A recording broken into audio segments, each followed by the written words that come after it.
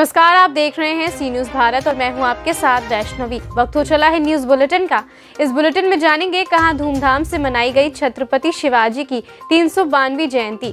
विधानसभा चुनावों की कवरेज कर रहे पत्रकारों की सुरक्षा के लिए किसने जारी की पत्रकार सुरक्षा गाइड। साथ ही जानेंगे कि कहां भूमि विवाद में जमकर हुआ पथराव। इन सभी खबरों पर होगी विस्तार से चर्चा। 24 घंटे पहले श्रीनगर में सुरक्षा बलों पर आतंकियों ने ग्रेनेड हमला किया था, जिसमें एक पुलिसकर्मी घायल हो गया। इससे पहले शुक्रवार को शहर के नौहट्टा इलाके के ख्वाजा बाजार में आतंकियों ने नापाक हरकत करते हुए ग्रेनेड हमला किया। हमले में एक पुलिसकर्मी जख्मी हो गया। सड़क पर फेंके गए ग्रेनेड के धमाके से आसपास की 3 दुकानों के शीशे टूट गए और एक ऑटो भी क्षतिग्रस्त हुआ है। हमले के तुरंत बाद पुलिस और सुरक्षा बलों ने हमलावरों की तलाश में संयुक्त अभियान चलाया, लेकिन उनका कोई सुराग नहीं लग पाया। हमारे भांजे थे, आर्मी में थे। क्या नाम है इनका? संतोष यादव। कहाँ तैनात थे? कश्मीर में, जम्मू कश्मीर। कैसे आपको जानकारी मिली? उन्हीं के एक भाई है मनोज यादव, वही वहाँ जब पहुँचे हैं तो फोन किए। वो भी आर्मी में वही है, श्रीनगर में भी। कुछ ऑफिसरों से बात हुआ है? हाँ, बात हुआ है। क्या बात हुआ था? वही सब कि मतलब आप उनके पिताजी से बात करवाइए, बच्चों का नाम बताइए, यही सब हुआ है। बॉडी आने की बात कही गई? हाँ, उनके भाई से बात किए तो कह रहे कल या परसों। कितने बच्चे हैं उनके? 2 बेटियां हैं। भाई कितने हैं उनके? 2 भाई थे। पिताजी उनके क्या करते हैं? फिर घर ही पे रहते हैं, खेती का। कौन सा गाँव है ये? टणवा है। उनका असली मतलब गांव तो पटवनिया है, लेकिन अब यही लोग रहते हैं ज़्यादा दिन से। क्या आप लगते हैं उनके? हम उनके मामा लगते थे। देवरिया से सीनू संवाददाता ज्ञानेंद्र नाथ मिश्रा की रिपोर्ट। ग्वालियर मराठा समाज ने छत्रपति शिवाजी महाराज की 392वीं जयंती धूमधाम से छत्रपति शिवाजी का चल समारोह महाराज बाड़ा से होता हुआ सर्राफा पालिका बाजार ऊट पुल से होता हुआ मराठा बोर्डिंग पर समाप्त हुआ। इस अवसर पर नगर निगम कमिश्नर किशोर कन्याल मुख्य अतिथि के रूप में उपस्थित रहे। तो 92वीं की जयंती है, इसको कुछ थोड़ा सा बता दीजिए। हम लोग पूरे देशवासी आपने देखा होगा कि कुर्बानी महसूस करते हैं। आज जो उनकी जयंती है उसमें हम लोगों ने यही दिखाया कि मराठा समाज ग्वालियर का भी बड़े अच्छे और हमने साथ में स्वच्छता का संदेश भी दिया। जिस अनुशासन के साथ आप तक पहुंच रही है, हम लोग आज के परिप्रेक्ष्य में इस कार्यक्रम में शिवाजी महाराज की 392वीं जयंती है, तो थोड़ा सा उनके चरित्र चित्रण पर प्रकाश करते हैं। शिवाजी महाराज, छत्रपति शिवाजी महाराज का जैसा अनुसार होता है हमारे, पहले मैं आपको बता दूं, हमारे पूरे समाज द्वारा आज एक चल समारोह निकाला गया। सुबह एक मोटर बाइक रैली भी निकाली गई। ये हम लोगों की उनके प्रति जो हमारे मन में आस्था है वो उनके सामने उनको श्रद्धा सुमन जो हम उनको अर्पित करने के लिए हमारा एक तरीका है। और हम कोशिश करते हैं कि हमारे समाज के ज़्यादा से ज़्यादा लोग, महिलाएं, बच्चे इसमें आएँ और इसमें अपना योगदान और इसको शालीनता के साथ, जैसा कि हम लोगों का संस्कार है, संस्कार को अपने ध्यान में रखते हुए किसी भी प्रकार का कोई उपद्रव या किसी प्रकार का कोई भी असुविधा किसी भी जन नागरिकों को ना हो, उसको ध्यान में रखते हुए समारोह में निकालते। यहाँ तक रही बात जो आपने मुझसे पूछा छत्रपति शिवाजी महाराज के, उनकी तो हर चीज़ निराली।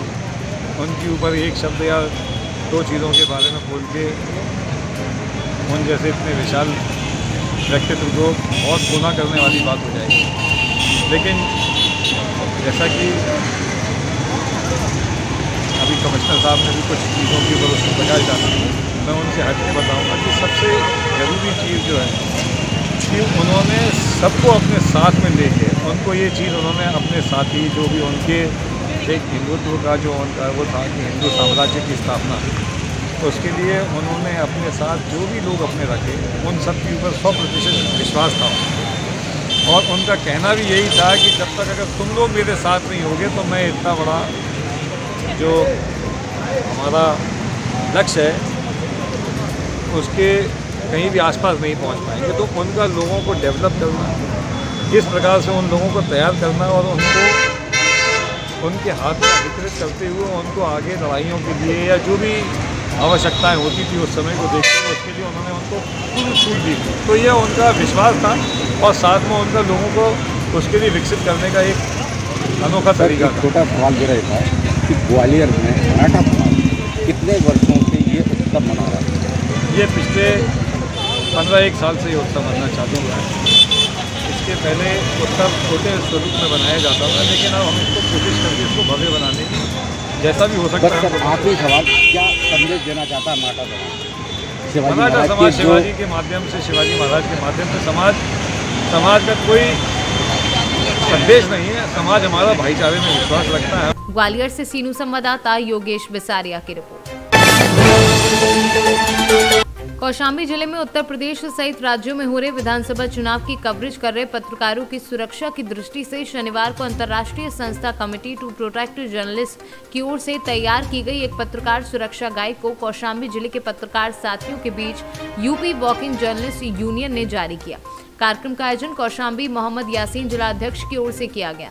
सैनी होटल में मौजूद सैकड़ों पत्रकारों के बीच सीपीजे से पत्रकार की सुरक्षा गाइड जारी करते हुए मुख्य अतिथि व Indian federation of working journalist के राष्ट्रीय उपाध्यक्ष हेमंत तिवारी ने कहा कि चुनौतियों के दौर में पत्रकारों को अपनी सुरक्षा का ध्यान रखते हुए काम करना होगा।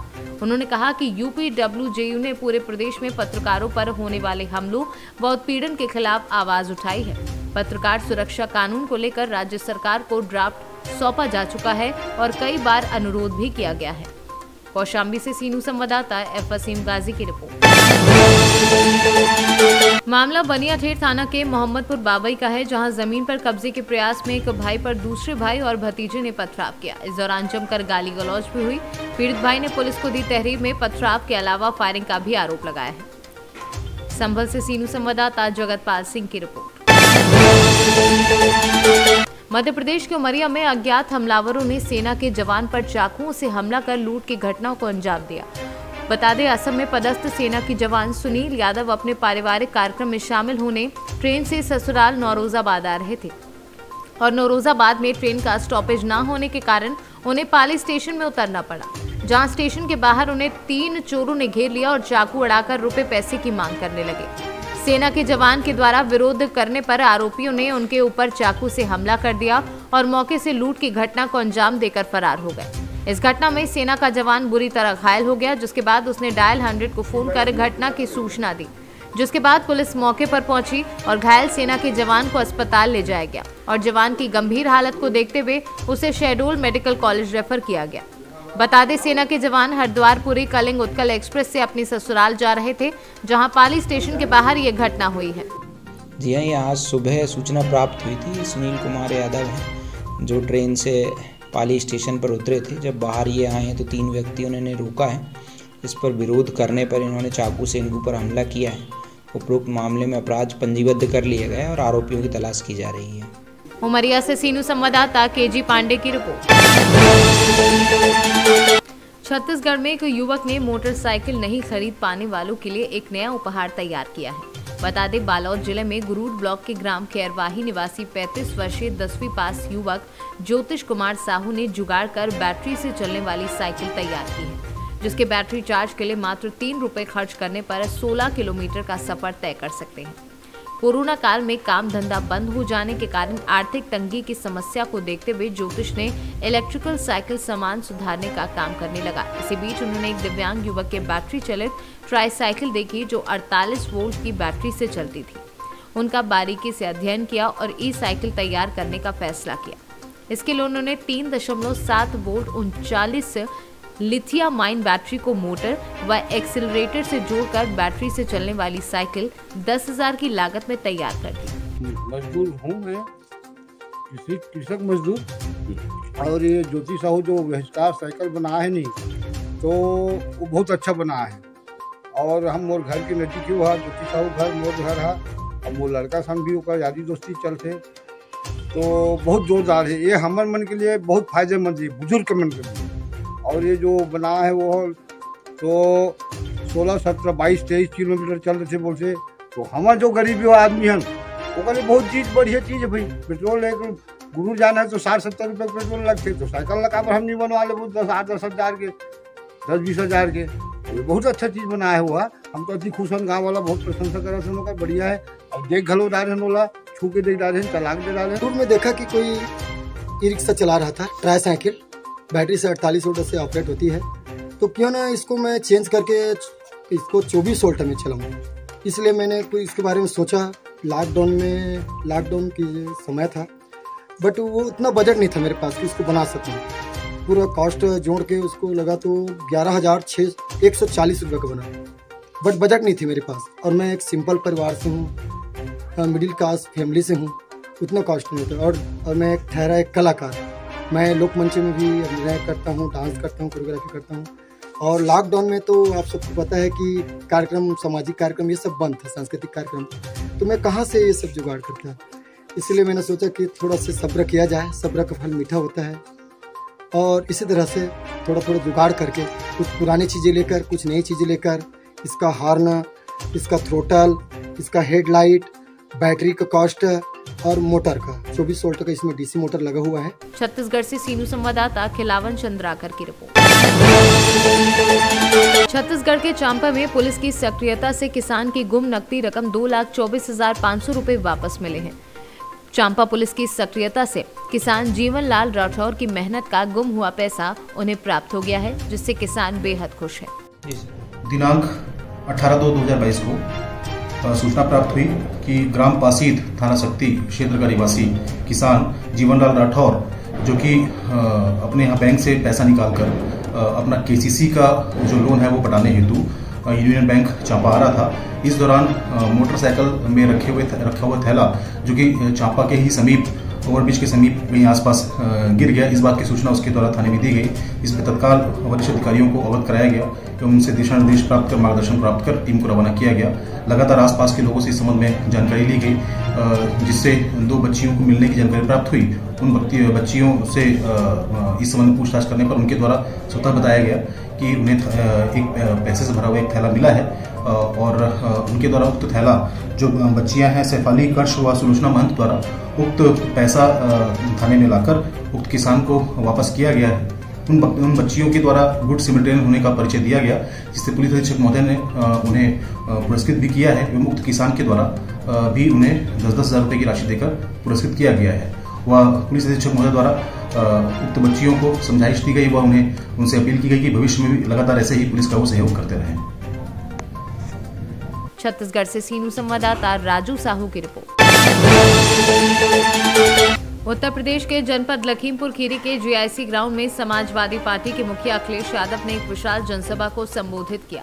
अखिलेश यादव ने जनसभा को संबोधित करते हुए भाजपा पर निशाना साधते हुए कहा कि भारतीय जनता पार्टी के नेताओं में झूठ बोलने की होड़ मची है। हर नेता एक दूसरे से ज्यादा झूठ बोलकर खुद को बेहतर साबित करना चाहता है। जो छोटा नेता है वो छोटे छोटे झूठ बोलता है और जो बड़े नेता हैं वो बड़े झूठ बोलते हैं। और सबसे ज्यादा दिल्ली से झूठ बोला जाता है। दिल्ली वाले तो सफेद झूठ बोलते हैं। अखिलेश यादव ने जनसभा में मौजूद सभी लोगों से सपा प्रत्याशियों को जिताने की अपील की। साथ ही गठबंधन के प्रत्याशी सोहेल देव भारतीय समाज के प्रत्याशी को भी जिताने की अपील की। लखीमपुर से सीनू संवाददाता रियाज सिद्दीकी की रिपोर्ट। विधानसभा कोराव के समाजवादी पार्टी कार्यालय पर वरिष्ठ पदाधिकारियों व कार्यकर्ताओं के द्वारा चुनावी रणनीति के अहम मुद्दों पर बैठक कर क्षेत्र में डोर टू डोर जनसंपर्क करने की रूपरेखा बनाई गई।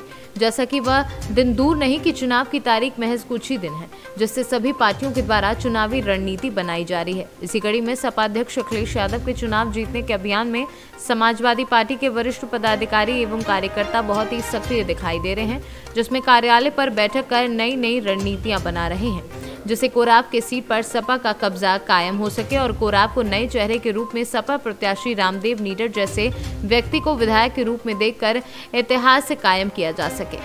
प्रयागराज से सीनू संवाददाता अनिल कुमार मौर्य की रिपोर्ट। रायपुर में पुलिस सख्ती के बाद हथियार नहीं रख पा रहे नशेड़ियों ने मंदिर से हनुमान जी का गदा निकालकर एक दूसरे को लहूलुहान कर दिया। नाका चौक बाटा गांव की घटना, पूरा मामला पुरानी बस्ती थाना इलाके का बताया जा रहा है। इस वीडियो की सी न्यूज भारत पुष्टि नहीं करता है। रायपुर से सीनू संवाददाता खिलावन की रिपोर्ट। फिलहाल इस बुलेटिन में इतना ही। देश दुनिया की तमाम खबरों को देखने के लिए बने रहे सी न्यूज भारत के साथ। हर खबर आपके साथ, आपके हाथ।